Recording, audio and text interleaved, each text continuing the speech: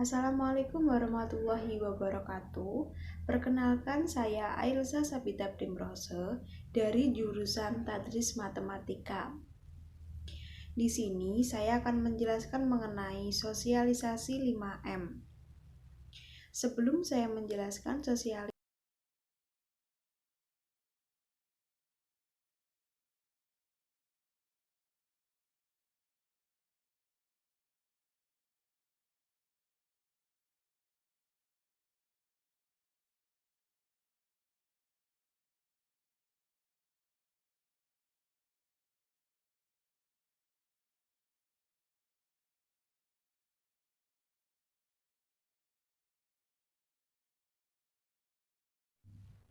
cara penularan COVID-19 yaitu yang pertama droplet.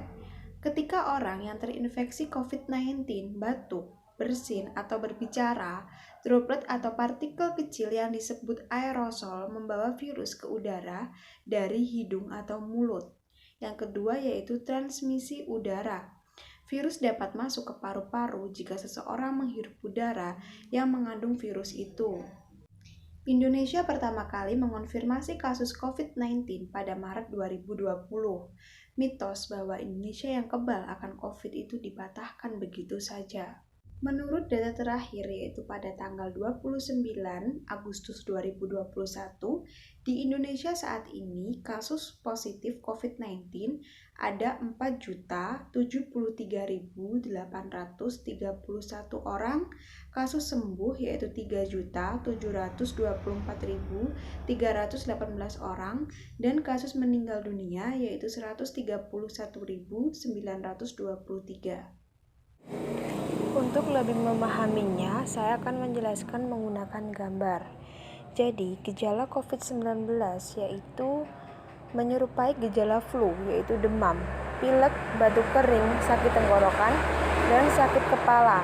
Setelah itu, gejala dapat hilang dan sembuh atau malah memberat. Penderita dengan gejala yang berat bisa mengalami demam tinggi, batuk berdahak, bahkan berdarah, sesak napas, dan nyeri dada. Gejala-gejala tersebut muncul ketika tubuh bereaksi melawan virus corona. Gejala-gejala COVID-19 ini muncul dalam waktu 2 hari sampai 2 minggu setelah penderita terpapar virus corona. Sebagian pasien yang terinfeksi virus corona bisa mengalami penurunan oksigen tanpa adanya gejala apapun. Selanjutnya yaitu upaya dan kebijakan pemerintah Indonesia dalam menangani COVID-19. Salah satu upaya untuk menekan pertumbuhan virus corona di Indonesia yaitu dengan adanya pemberlakuan pembatasan kegiatan masyarakat atau PPKM. Pencegahan COVID-19 dapat dilakukan dengan menerapkan 5M dalam kehidupan sehari-hari, yaitu 1. Mencuci tangan, 2. Menjaga jarak, 3. Memakai masker, 4. Menjauhi kerumunan, 5. Membatasi mobilitas. Saat menjaga kebersihan diri, salah satu cara terpenting yang harus ditempuh adalah dengan mencuci tangan. Hal ini penting karena tangan seringkali menjadi perantara penularan penyakit. Mengapa kita harus mencuci tangan? Yaitu 1. Untuk menghindari kita dari kuman. Ukuran bakteri, kuman, dan virus memang mikroskopik, artinya kita tidak bisa melihatnya.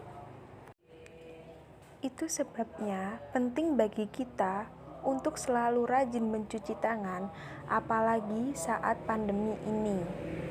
Dimanapun kita berada, kita harus sering mencuci tangan. Cara mencuci tangan yang benar dengan air dan sabun yaitu: yang pertama, basahi tangan Anda dengan air mengalir yang bersih. 2. Gunakan sabun antiseptik secukupnya.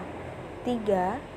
Gosok kedua telapak tangan Anda terlebih dahulu. 4. Selanjutnya, dengan telapak tangan kiri, bersihkan punggung dan sela-sela jari tangan kanan Anda. lakukan cara yang sama di tangan kiri. Pertemukan kembali kedua telapak tangan. Lalu, bersihkan sela-sela jari kedua tangan Anda. 6. Bersihkan pula punggung jari-jari dengan cara menggenggam dan menggosok kedua tangan Anda. 7. Jangan lewatkan bagian ibu jari Anda. Gosok area tersebut dengan cara memutar.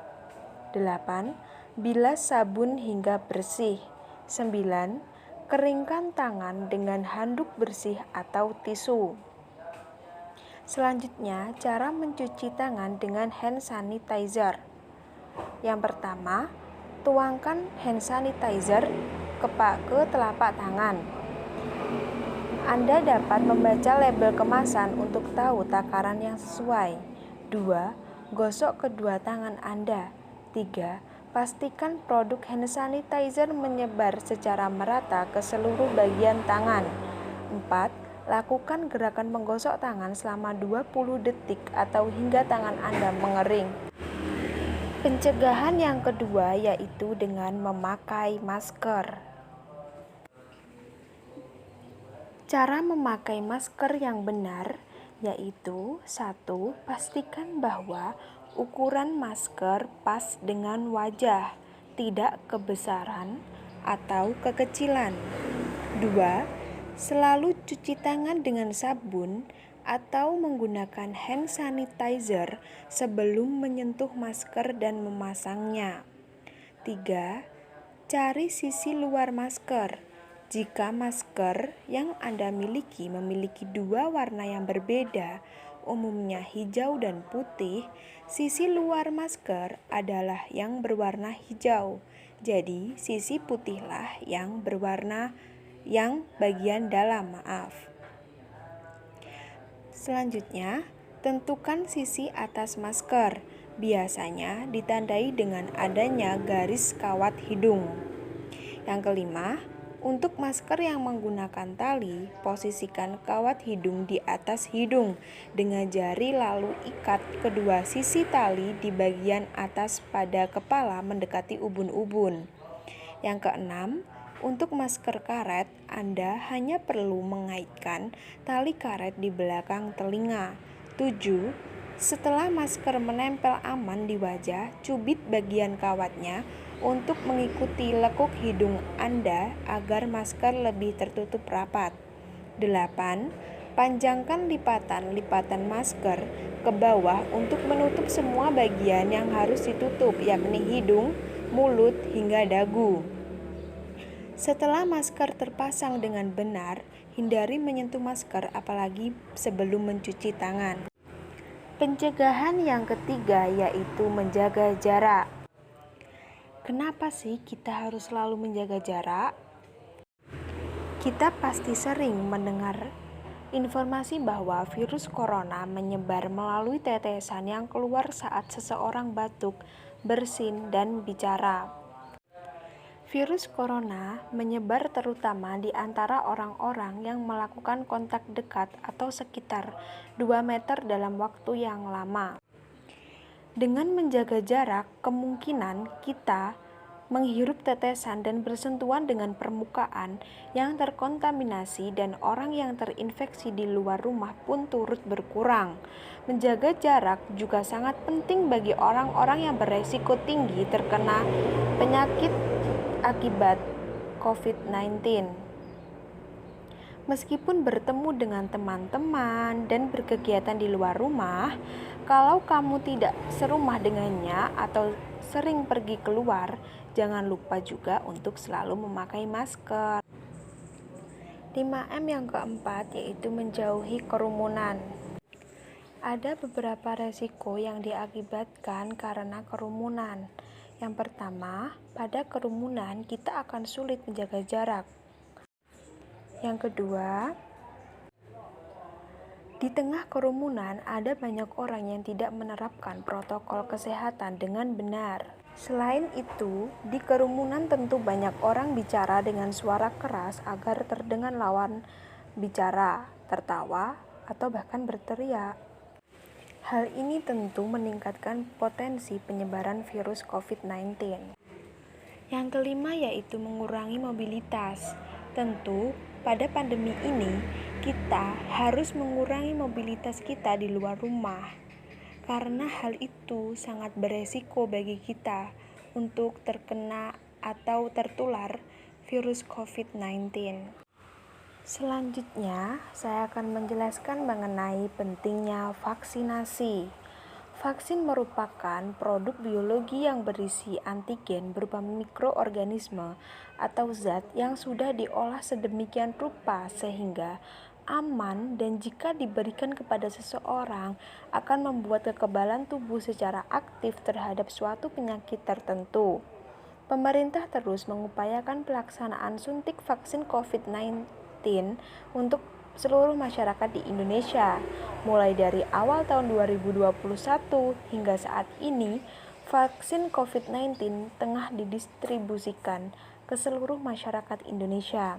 Pemberian vaksin ini merupakan solusi yang dianggap paling penting untuk mengurangi dan memutus rantai penularan COVID-19. Vaksinasi COVID-19 memiliki banyak manfaat, tidak hanya untuk diri sendiri, tetapi juga untuk banyak orang. Vaksin COVID-19 aman dan halal. Hal ini disampaikan oleh Komisi Fatwa MUI Pusat bahwa sudah memberikan fatwa bahwa vaksin COVID-19 halal dan suci. Oleh karenanya, meskipun masih banyak beredar isu dan atau hoaks mengenai vaksin yang belum jelas kebenarannya, masyarakat tidak perlu ragu dan khawatir untuk melakukan vaksinasi COVID-19 guna kepentingan bersama.